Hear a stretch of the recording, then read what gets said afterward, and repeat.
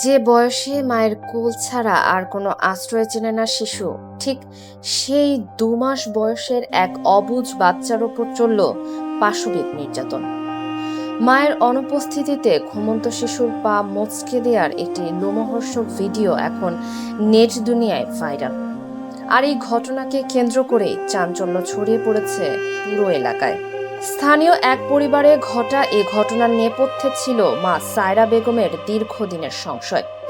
জন্মের পর থেকে শিশুটি অস্বাভাবিকভাবে কান্নাকাটি করত, বিশেষ করে মা চোখের আড়াল হলেই কান্নার বেগ বাড়ত। সত্য জানতে তিনি এক অভিনব ফাঁদ পাতেন।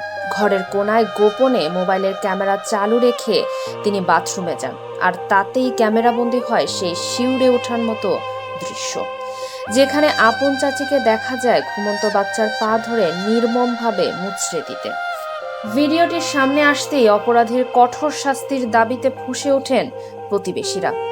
আইন শৃঙ্খলা রক্ষাকারী বাহিনীও কালক্ষেপণ না করে জিজ্ঞাসাবাদের জন্য তাৎক্ষণিকভাবে 3জনকে হেফাজতে নেয়। তবে তদন্তের পর পুরো ঘটনায় তৈরি হয়েছে নতুন এক ধোঁয়াশা। পুলিশ জানায়, নিবিড় পরীক্ষা নিরীক্ষার পরও শিশুটির পায়ে কোনো ধরনের ফ্র্যাকচার বা আঘাতের চিহ্ন মেলেনি। এমনকি ভাইরাল হওয়া ফুটেজটিতে এডিটিং বা কোনো কারসাজি রয়েছে কিনা তা নিয়েও সন্দেহ প্রকাশ করেছে পুলিশ। এলাকাবাসীর ধারণা, ভেতরের কোনো পারিবারিক কোন্দল ও চরম আক্রোশের জেরে এই ঘটনা ঘটে থাকতে পারে।